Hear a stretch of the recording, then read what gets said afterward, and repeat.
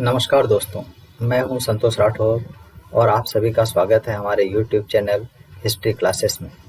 दोस्तों, जैसे कि हमने अपने पिछले वीडियो में शाहजहां के विषय में जानकारी दी थी, शाहजहां के समय के विजयों के विषय में बताया था और आज हम देखेंगे शाहजहां के शासनकाल में उत्तराधिकार का युद्ध एवं शाहजहां का मूल्यांकन। तो दोस्तों, आइए अब हम देखेंगे शाहजहां के शासनकाल में किस प्रकार हुआ उत्तराधिकार का युद्ध उसके जीवित रहते हुए। दोस्तों, अगर आपको मेरा ये वीडियो पसंद आए तो आप इसे लाइक, शेयर, कमेंट्स और सब्सक्राइब करें। साथ ही बेल आइकन के बटन को प्रेस करना न भूलें, जिससे मेरे आगामी वीडियो की सूचनाएं आपको प्राप्त होती रहे और आप इसी प्रकार अन्य जानकारियों से अवगत होते रहें। तो आइए अब हम देखते हैं उत्तराधिकार का युद्ध। दोस्तों, मुगल इतिहास का यह पहला युद्ध था जो भीषणतम रूप में लड़ा गया। दूसरी बात आप देखेंगे, यह युद्ध अपने पिता के जीवन काल में अर्थात शासक के होते हुए, जीवित होते हुए उसके समय में ही उत्तराधिकार के लिए युद्ध लड़ा गया। तीसरी बात आप देखेंगे, इस युद्ध में तीनों बहनों ने तीन भाइयों का समर्थन किया, जिसमें आप देखेंगे जहां आरा ने दारा शिकोह का समर्थन किया, रोशन आरा ने औरंगजेब का समर्थन किया और हन आरा ने मुराद का समर्थन किया था। यह युद्ध इसलिए भीषणतम है क्योंकि इस युद्ध में आप देखेंगे कि विजयी राजकुमार ने अपने शेष दावेदारों को मौत के घाट उतार दिया था। इस प्रकार यह युद्ध भीषणतम युद्ध कहलाता है, क्योंकि इससे पूर्व केवल शासक के समय में शासक के पुत्र के द्वारा गद्दी प्राप्त करने के लिए विद्रोह किया जाता था, और वह भी वरिष्ठ पुत्र के द्वारा, किंतु यहाँ पर ऐसा नहीं था।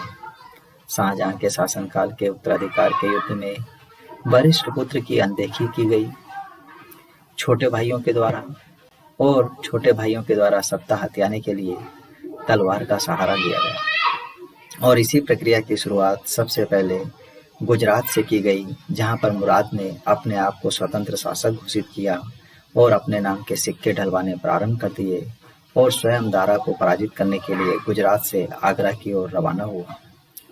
यही प्रक्रिया को आप देखेंगे बंगाल से शाह शुजा, जो कि इस समय बंगाल का सूबेदार बनाया हुआ था, ने अपने आप को स्वतंत्र शासक घोषित किया और वह भी दारा सिकोह से मुकाबला करने के लिए आगरा की ओर रवाना हुआ। इस समय आप देखेंगे दारा सिकोह जो था पंजाब, मुल्तान और सिंध का सूबेदार था, और जो इस समय पिता की रुग्ण अवस्था के कारण पिता की सेवा में ही था और आगरा में ही रुका हुआ था, और पिता ने अपनी रुग्ण अवस्था को देखते हुए उसे अपना उत्तराधिकारी बनाना निश्चित कर लिया था। और इसी बात ने तीनों भाइयों को दारा सिकोह के खिलाफ आवाज उठाने और स्वयं शासक बनने का निर्णय लिया, और इसी का परिणाम उत्तराधिकार के युद्ध के रूप में सामने आया। और इसमें अंत में सम्मिलित हुआ औरंगजेब। औरंगजेब ने अपनी तैयारियां पूर्ण कर ली और वह भी आगरा की ओर आया। आप देखेंगे इसमें सबसे पहला युद्ध जो है वो बहादुरगढ़ में लड़ा गया।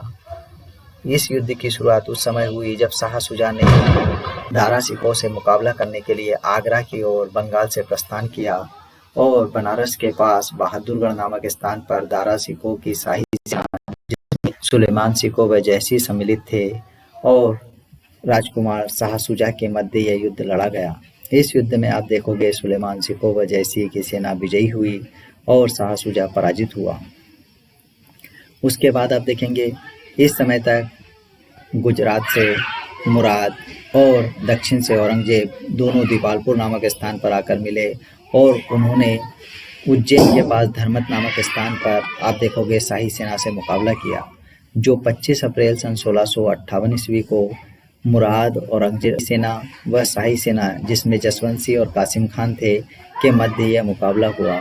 इस मुकाबले में आप देखेंगे मुराद और औरंगजेब की विजयी हुई। औरंगजेब और मुराद के विजय के साथ ही औरंगजेब के कौशल को यहाँ पर स्वीकार किया गया, और यहाँ शाही सेना की पराजय के साथ ही आप देखेंगे कि जसवंत सिंह घायल होकर अपने घर जोधपुर को वापस लौटा। तो ऐसी स्थिति में राजा ने दुर्ग के द्वार बंद कर दिए, क्योंकि जसवंत सिंह पीठ दिखाकर वापस आया था। कासिम खान अंत में आप देखोगे औरंगजेब की ओर सम्मिलित हो गया, और इस प्रकार औरंगजेब की कूटनीति यहाँ काम आई और औरंगजेब इस युद्ध में विजयी हुआ। उसने विजय की खुशी में आप देखोगे यहीं पर फतेहाबाद नामक नगर बसाने का कार्य प्रारंभ किया, और इसके बाद वह आगे बढ़ा दारा सिकों से मुकाबला करने के लिए। और दोनों का मुकाबला आप देखोगे सामग्री नामक स्थान पर 29 मई कुछ इतिहासकारों द्वारा बताई गई, और कुछ इतिहासकारों ने 8 जून सन 1658 को स्थिति का निर्धारण किया, जहां पर मुराद और औरंगजेब की सेना का मुकाबला दारा सिकों से हुआ, जिसमें आप देखेंगे दारा सिकों पराजित हुआ और मुराद और औरंगजेब विजयी हुए, क्योंकि इसमें भी औरंगजेब की कूटनीति और युद्ध कौशल काम आया और वह दारा सिकों को पराजित करने में सफल हुआ। इसके बाद आप देखेंगे औरंगजेब ने दिगरा के किले पर अधिकार कर लिया और शाहजहां को बंदी बना लिया। इसके साथ ही साथ उसने मुराद को भी आप देखेंगे दावत पर बुलाया, और दावत पर बुलाने के बाद उसे बंदी बना लिया। इस प्रकार उसने अपने प्रथम दावेदार को अपने पद से हटा दिया। उसे भी आगरा के किले में बंदी बना लिया और बाद में उसे मौत के घाट उतरवा दिया गया। इसके बाद आप देखेंगे औरंगजेब ने अब शाह शुजा की ओर भी अपनी एक सेना भेजी, जिसका मुकाबला खंजवा नामक स्थान पर 5 जनवरी सन 1659 ईस्वी को हुआ, और इसमें शाह शुजा पराजित हुआ और औरंगजेब विजयी हुआ।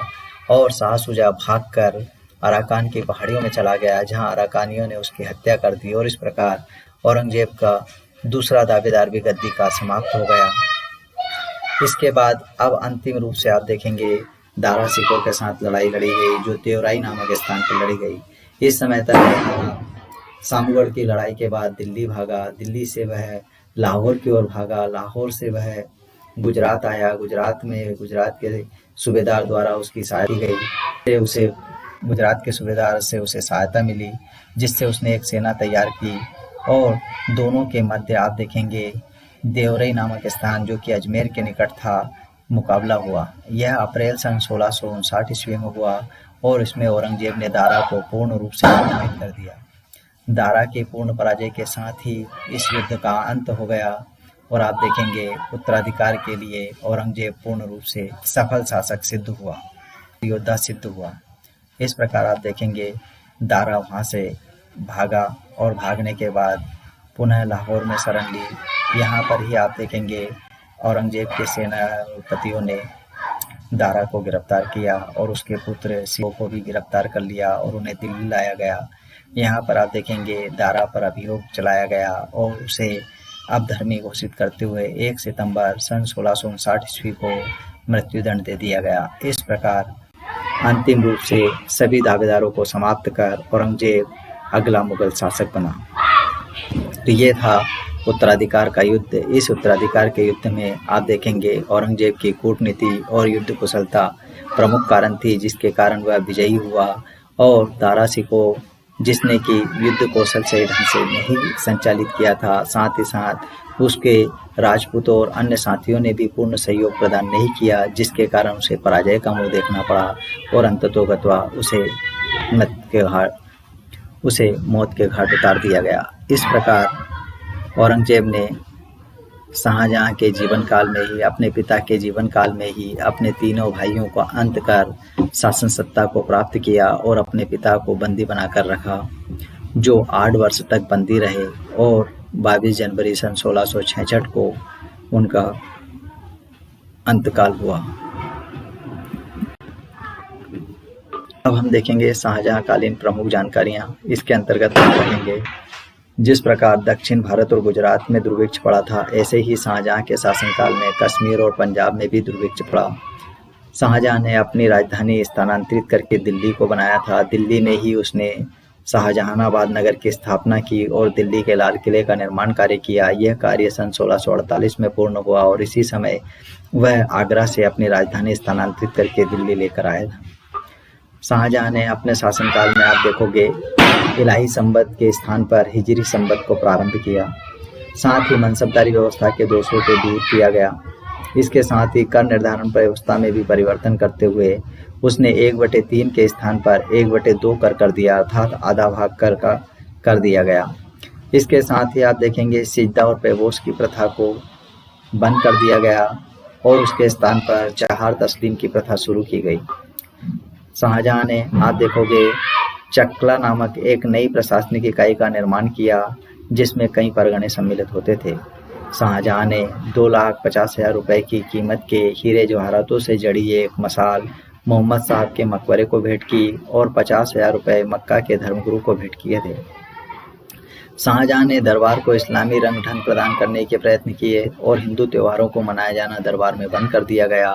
ईद और शब बारात आदि इस्लामी त्योहारों को शाही ढंग से मनाना प्रारंभ कर दिया गया। इसके साथ ही साथ शाहजहां ने शालीमार बाग सन 1637 ईस्वी में लाहौर में बनवाया था। शाहजहां के शासनकाल में ही आप देखें अहमदनगर का पतन होने के बाद भोसले कुछ समय मुगल सेवा में रहे। मीर जुमला ने विश्व प्रसिद्ध कोहिनूर हीरा शाहजहां को भेंट किया था।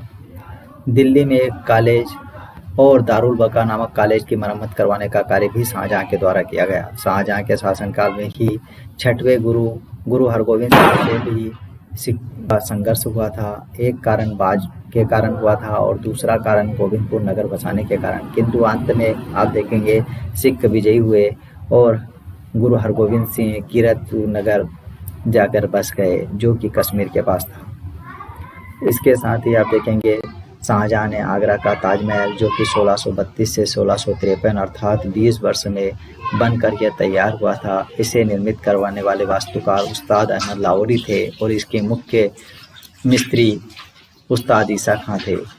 शाहजहां ने तख्त ताऊस या मयूर सिंहासन भी बनवाया था जिसे निर्मित करने वाले बेबादल खां थे। शाहजहां ने गैर मुस्लिमों को मुस्लिम बनाने हेतु एक अलग विभाग का भी गठन अपने यहाँ पर किया था और जो व्यक्ति इस्लाम स्वीकार कर लेता था उसे उसके पिता की संपत्ति में अधिकारी बनाया जाता था। शाहजहां ने दिल्ली का किला 1648 ईस्वी में पूर्ण करवाया और इसे पूर्ण करने वाले अमीद अहमद थे। यह 1 करोड़ की लागत से बना था। इसका पश्चिमी द्वार लाहौरी दरवाजा एवं दक्षिणी द्वार दिल्ली दरवाजा कहलाता था। आगरा के ताजमहल पर 9 करोड़ का खर्चा आया था। शाहजहां के शासनकाल में हिंदू त्योहारों को दरबारों में मनाया जाना बंद कर दिया गया, किंतु झरोका दर्शन, तुलादान, तिलक लगाना इत्यादि प्रथाएं संचालित हो रही थी।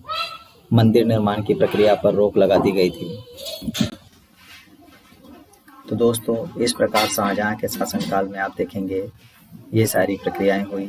अब हम अगले वीडियो में देखेंगे शाहजहां का उत्तराधिकारी एवं मुगल वंश का अगला शासक औरंगजेब। तो दोस्तों, आप मेरे वीडियो देखते रहें और मुगल जानकारी से रूबरू होते रहें।